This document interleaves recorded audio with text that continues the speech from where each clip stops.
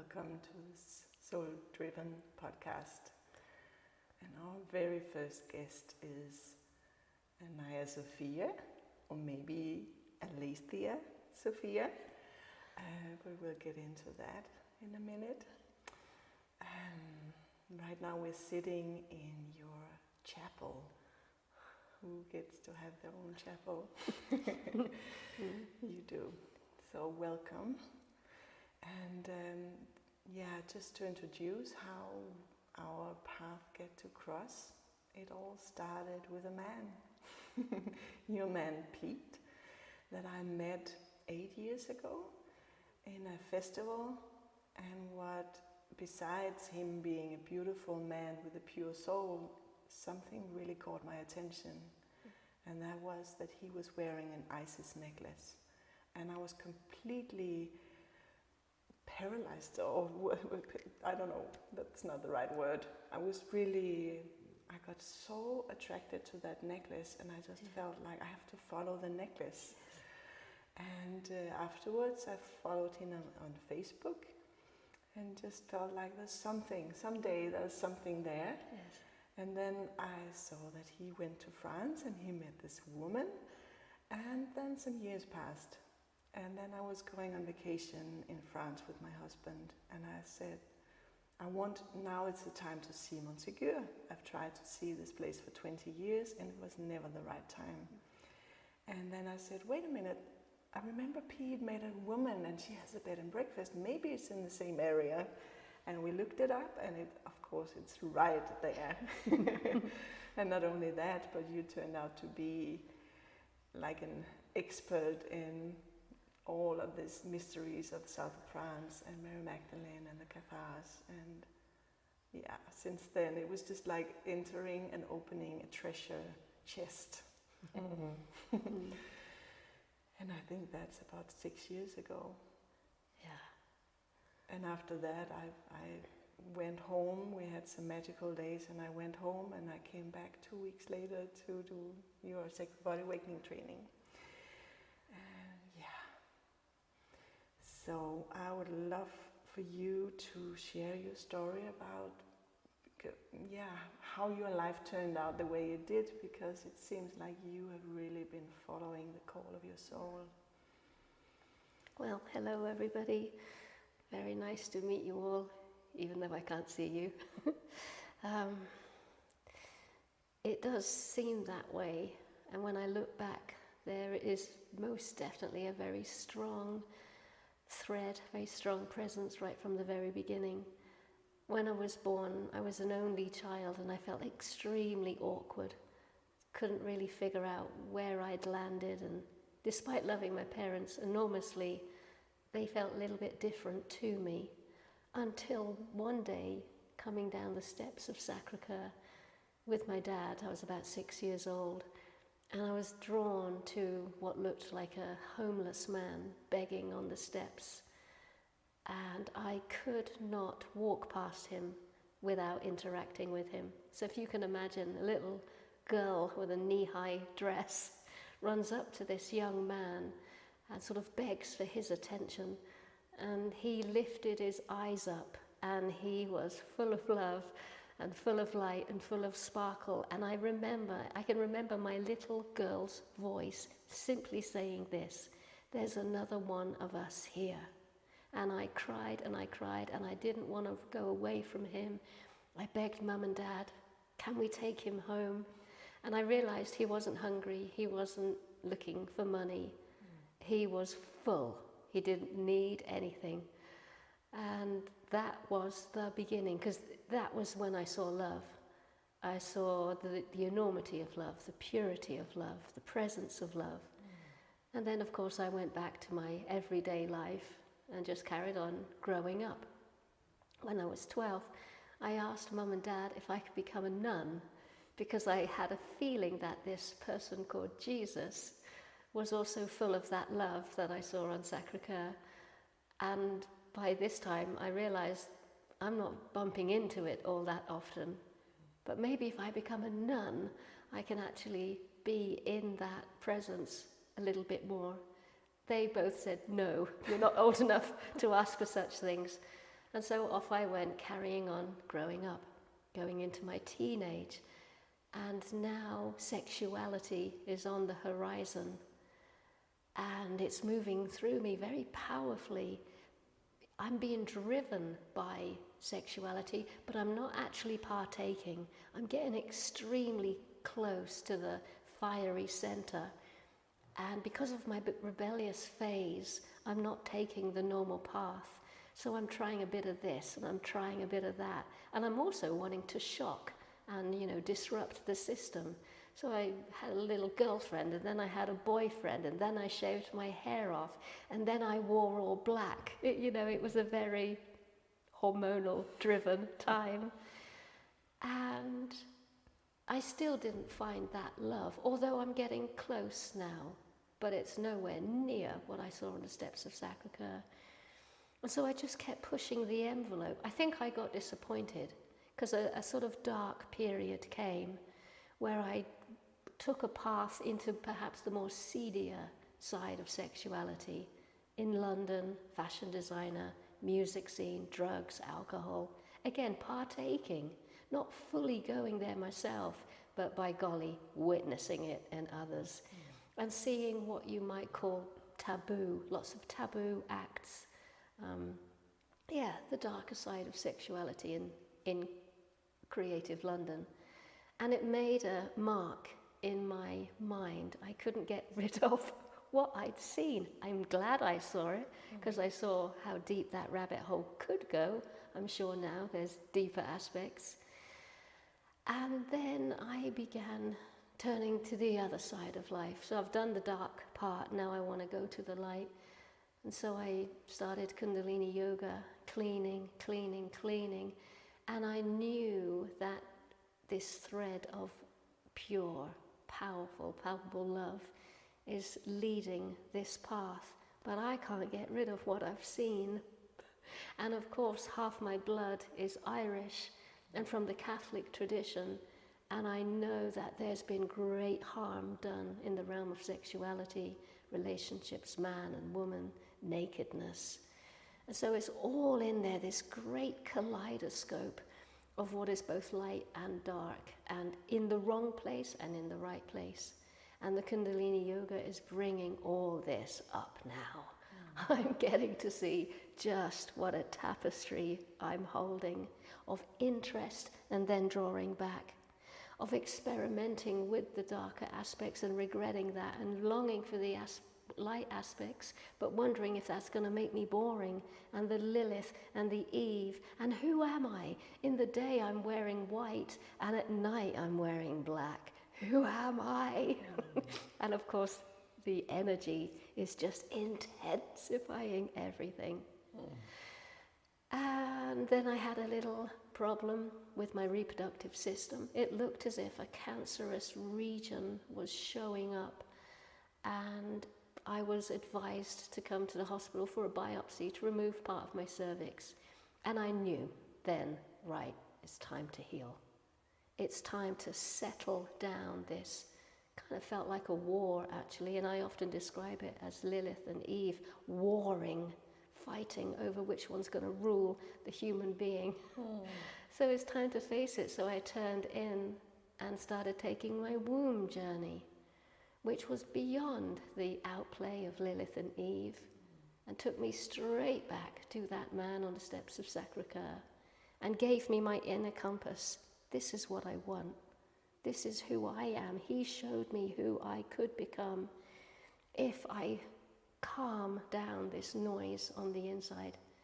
And so I began to heal what I thought was dark sexuality, and I began to open to what I thought was light sexuality, and I put them all together. So I forgave the parts of me that was very experimental and liked to explore, and I started cleaning my mind of what I saw in the London nightclubs.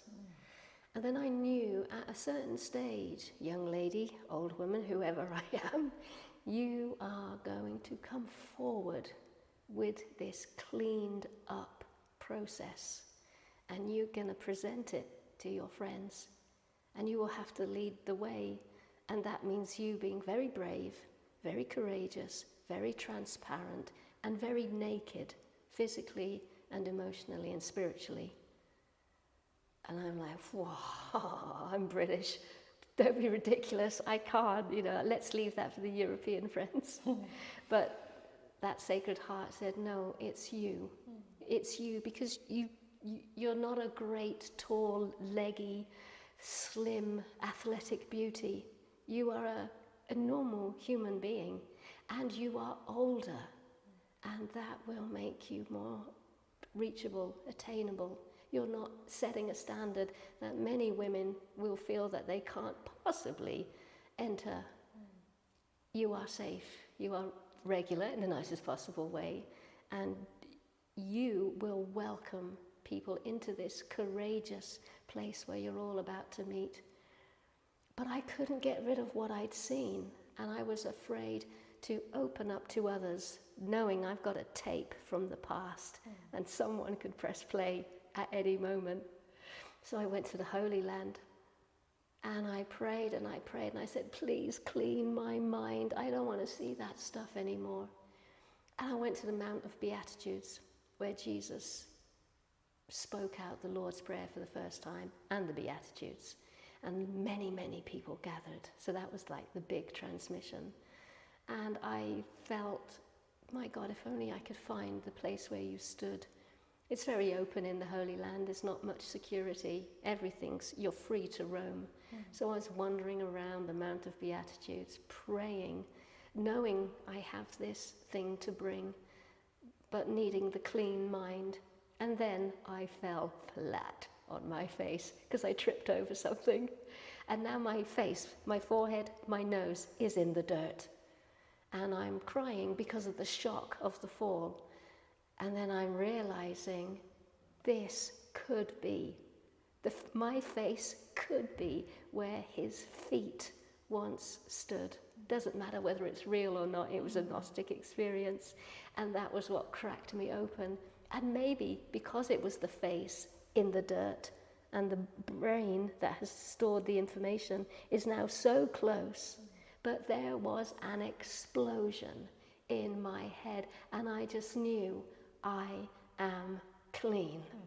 I have history, I have experience, but my mind is clean.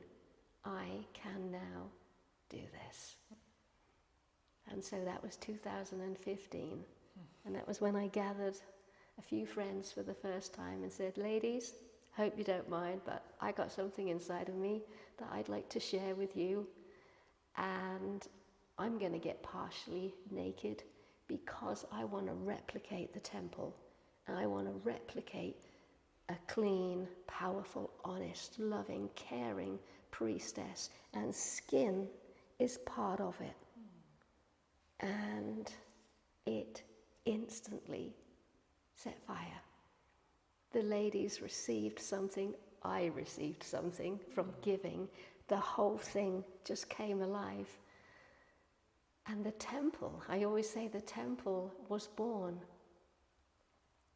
And because of my past, I knew it wasn't a tantric temple. I knew it certainly wasn't a Roman orgy, but it was something of that realm before it had, I'm just going to use the word, fallen into those vibrations. This was pristine. And it was like the man on Sacré-Cœur kept looking at me saying, you've got to keep it pristine. There's nothing wrong with the other versions, but you got to keep it pristine. So at least a pristine version is freely out there. And it's for those ones who have been trespassed, for those ones who have received trauma, for those who think they are dead from the waist down, for those that daren't open up to a man again, or a man that daren't open up to a woman again.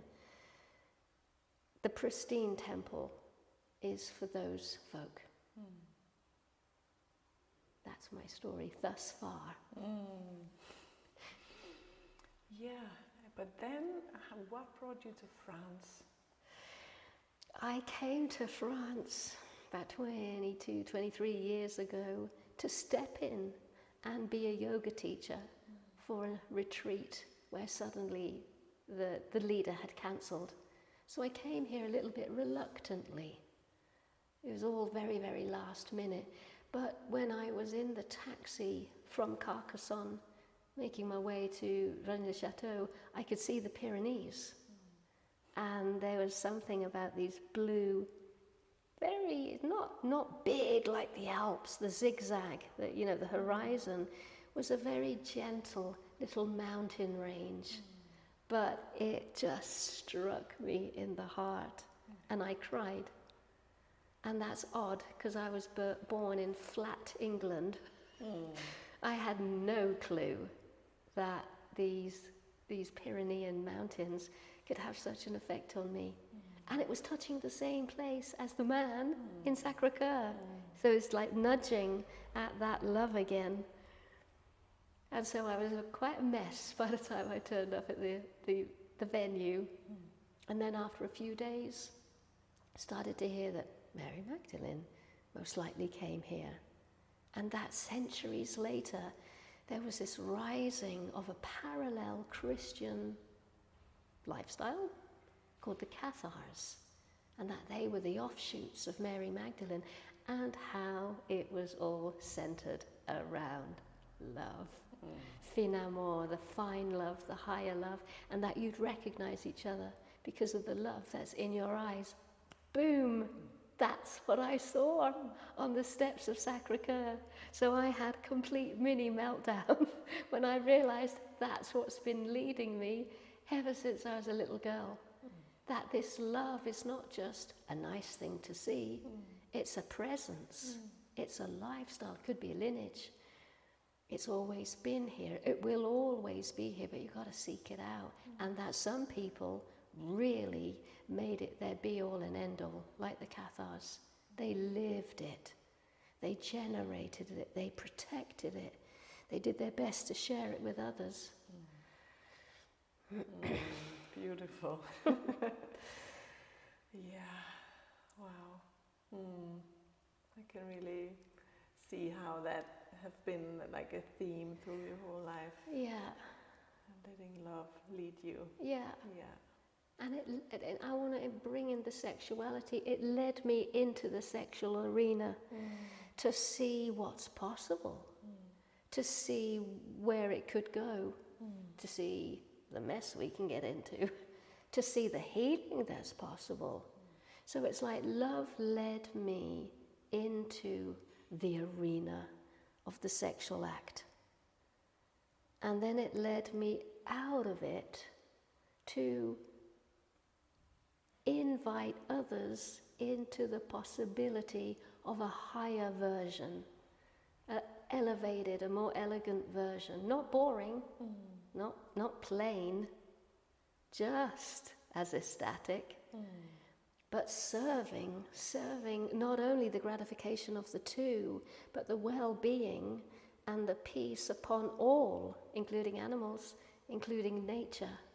That the sexual act could be a generating process to serve all. Yeah. And the sustaining of a village, of a town, of a city, of a community. Yeah. It really resonates.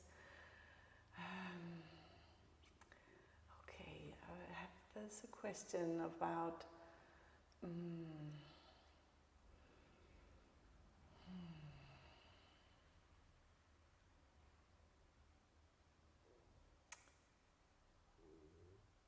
yeah, it feels like you're talking about the really messy human kind of sexuality, and then the really pristine, sacred sexuality. Yes. And where do you see, or how do you see that we can be in contact with this sacred sexuality in a normal human life?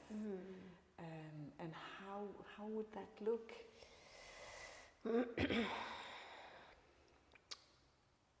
I feel, well, the journey I've taken is the journey of self-love, but very much focused on the body. So, in the early days, I'm talking about all of this. It's coming because of a vision. It's not because it's lived. I'm not living it. I'm imagining it. I'm getting behind what I see, but it's not really real. I get out of the bath and I'm drying myself off like this, and I'm slapping my cream on. There's nothing there. So I'm like, hang on a minute, sweetie. It needs to begin with you. How about, when you put your cream on after the bath, there's actually some love there. There's actually some presence. Perhaps you can tune into your own body. And of course that led me into all kinds of experiences with great body workers. I'm thinking Emily Conrad, who went on to create Continuum, Bonnie Bainbridge, mind-body centering. So these ladies who are now in their 80s, Emily's not with us anymore, there was this breakthrough in the 60s, as we know, with the psychedelics, but this incredible body wisdom was also being born at that time, and how movement is medicine, and how if you treat that body with some presence, it's going to reveal some secrets. That for me was a huge piece of the puzzle, to actually get into the body, because I'm just a head on legs at the moment talking about this great vision.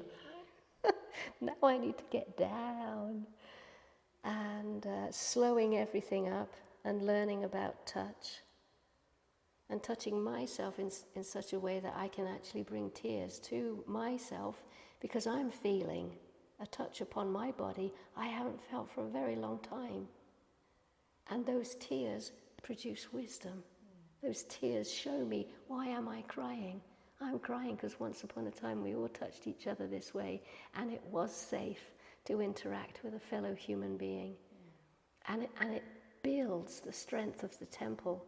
So it's not just an imagination realm anymore. It's now a place where it's really happening. So embodiment is so important. And these ladies say, if there is a structure to your body work, like inhale left, exhale right, you're not going to get into the body. You're going to get into the structure. You're going to get into the pattern, because you've been told what to do. Okay, inhale left, exhale right. You're still in a formulated place. But if there's no instruction, and you just start moving anyway, now you're getting into the body. And that is where I found the richest, most precious jewels, through tears. So through beauty, through grief, that's where I found my treasure. Yeah, and it just reminds me of this dance of life that is in anything. Getting into the body, being moved in life. There's nothing static. And sexuality is not static either. Everything is constantly changing if we let it. That's the beauty. So, would you talk a little bit more about where your soul have led you since then? Because it's a continuous process, it will never end. I think the biggest, most astonishing, most groundbreaking thing is, of course, landing here and how that came about. So what we have this huge, no, it's not a home venue, no, it's not a venue. We have this huge place, which has a chapel, which I've called Notre Dame de Sophia, Our Lady of Wisdom. So it doesn't belong, it's not rigid, it's like a portal, I guess. Anyone can come in here and find their Lady of Wisdom. But it's been given to me by my dad, and often I say my father, so that I can include both versions of that. There's my biological dad, and then there's the Heavenly Father, or the Universal Father. So I am a daddy's girl. There he is, just over there, little photo of where he was once laying in rest. And my dad introduced me to, like, the Holy Spirit, or the grace, the good part of the Catholic or Christian tradition. And so he opened me up to love and to the heart. And when this time came when COVID was on the horizons and travel restrictions, I grabbed Mum and Dad and said, just come to France. Come and live with me and Petey and we'll go through this together. Just pack as if you're never going back. And Dad was already, on his way out. He had a blood cancer. But he managed to just hold on long enough to get here, to enjoy a few months, and to then begin his inevitable decline, which we knew was on the cards. But he saw this place, and he loved this place, and he knew that Petey and I wanted to move, because we want some land for the animals. We just had dogs at the time. We just wanted a garden. But he saw this place, he saw the chapel, he saw the spring, and I believe, because he would openly say, there's something in you, girl. There's something in you, my girl. And you got to open up to that. And he remembers when I was 12 and said, I want to be a nun. He knew I had some sort of longing, but it wasn't the traditional calling. But he knew it was there. And he spent his whole life cultivating that. He really did, encouraging it and going with me on my imagination. So he saw this place and he said, yes. And he knew it was going to take a while for us to sell our house in Puy-Vert. So he looked at Mum and he went, Dinah, let's sell up. Oh God, it touches me now. Let's sell up and give her the proceeds, which would one day come to me, because I am their only girl, I'm the only child. It would one day come to me. But they said, let's do it now, so we can see her begin. And so they did. They sold up their little 2-bedroom bungalow in England, which bought this 2-bedroom, regular little bungalow, bought this and some change. And with the change, we started renovating. And then Dad passed away. And then we sold our house, and then, blah, blah, the practicalities of that. But I just want you and the listeners to just get that.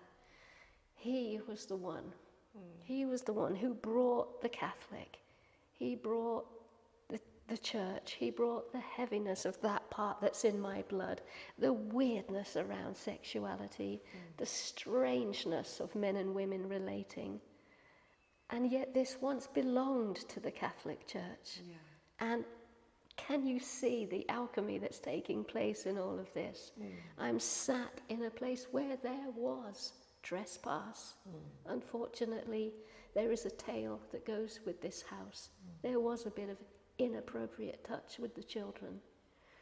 So here we are, literally, me and you, Timian, here we are in this arena, bringing out the sacred body in the immaculate, beautiful, palpable, community-based way.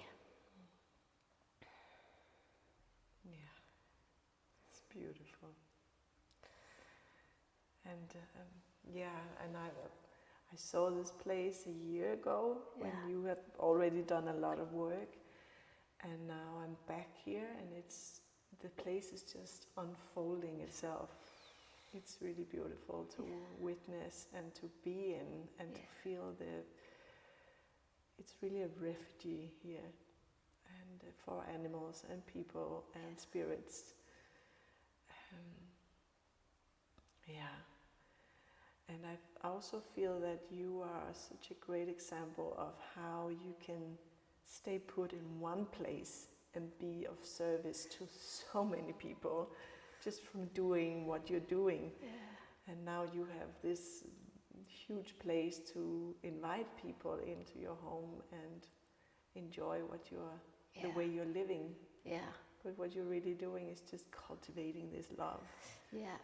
I have no desire to travel. As much as I'd love to see my American friends, I'm not going to go beyond these white gates. It's as if me and the house is becoming one. We're being woven together. And I just want to say, whatever history that is here, I truly believe that whoever trespassed, and whether it was one or a couple, I believe deeply that their souls have seen their actions, repented, and are now serving what is happening here. I utterly feel that deep in my heart. They are seeing, oops, that was not right. And with deep, oh my God, help me to forgive myself. That forgiveness is coming through us. Me, you, whoever it is that's serving the genuine healing of our sexuality and linking it up with the heart and the womb and the consciousness. These priests and nuns have seen their error and are now fully backing the right path. It's a bit like infidelity. Can't remember that great woman who speaks about infidelity. She's like, if you have infidelity, you have two paths before you. Continue on lying and cheating, or be the most powerful guardian against infidelity. That you've learnt your lesson, and by golly, I was once so dishonest. I often had a few little guys on the sidelines, and so I've learnt that one. Like right now, Petey, I am fully in. There's no one, not because there's something wrong in having a few guys on the sidelines, it's just knowing, oh my God, I've spent most of my life having a few guys on the sidelines. What if I have no one on the sidelines and I'm fully with my husband? Mind, body and soul. For me, that's good medicine. I need to learn that one. So that, the dark times can be great allies if you let them take you to that place of alliedship. Really getting the light that's in the darkest dark and finding it. Like right now, I'm going to be a guardian of this.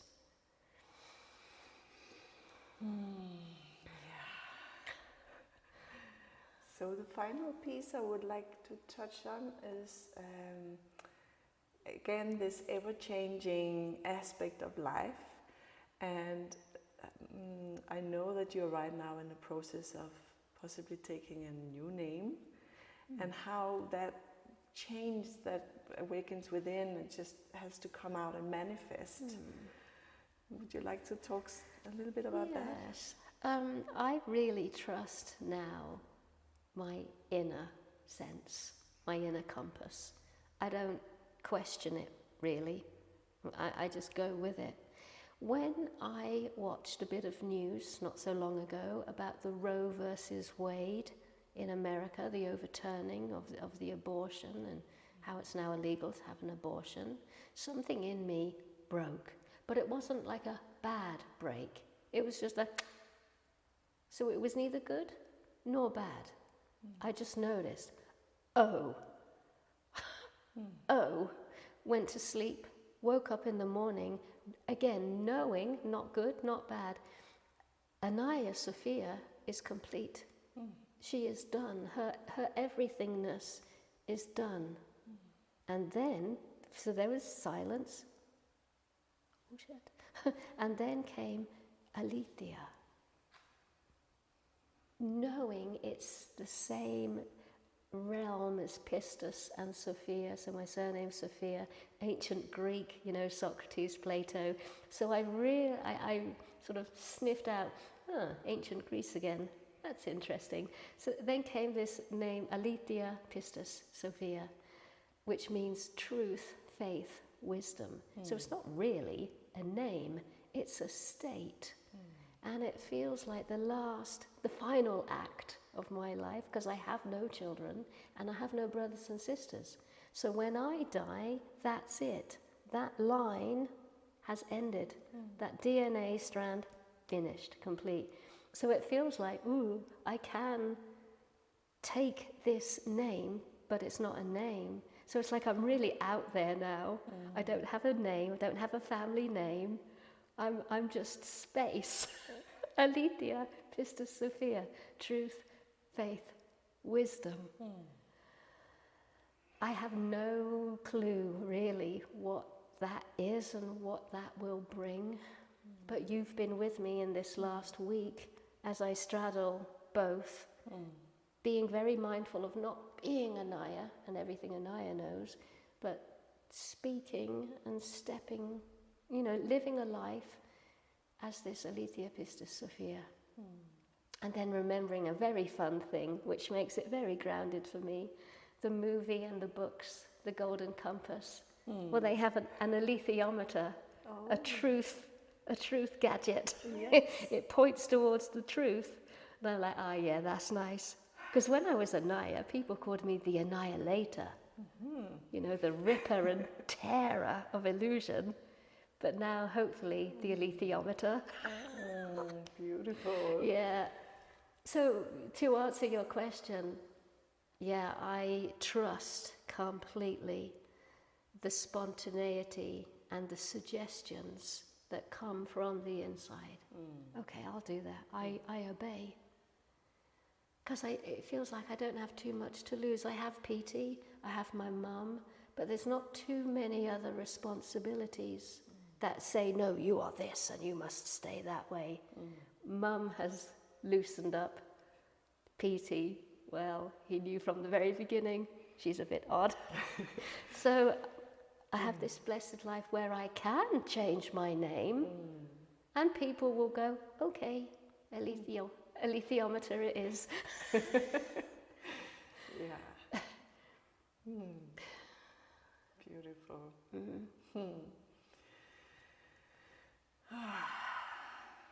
Thank you for being such an inspiration and for being so courageous and for bringing the old and the new together. Yeah. Yeah. Thank you, Timian. And I just want to say thank you to my dad, because I believe he set within me such a strong masculine father presence, which enables me to be quite free and feminine, because I can change my name in a 24-hour period. It doesn't trouble me. I can walk around and have no identity, and it's fine, because I know one will be formed. Because I think, he just gave me that father hand at my back. He says, go girl, be. Yeah. I'm there. And with his ashes, I have walked the entire periphery of this house, not just the house, the mountain, the animal field. I have scattered all of his ashes around this entire property so that I have that feeling of his embrace. Yeah, Wow. it's there. Very beautiful. Oh, what a gift. I have been gifted with the most amazing father, biological and heavenly. We all have, but I think I'm at a place where I know it. Yeah. So your father's name was Patrick? Patrick. Yeah. Yeah. Thank you.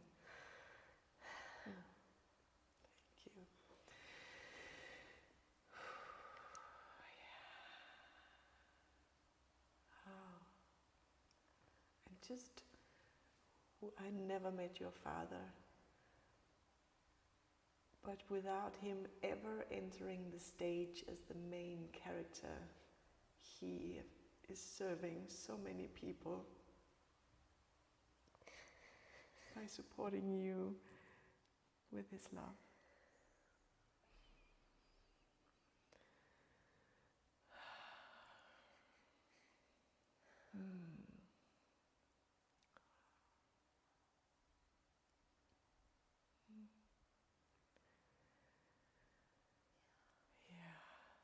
So much for sharing this beautiful story and this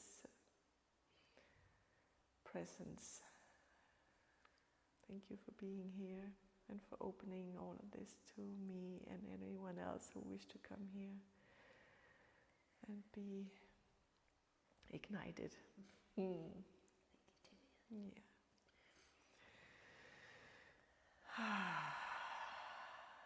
Okay, I would like to end with a tiny song in this chapel.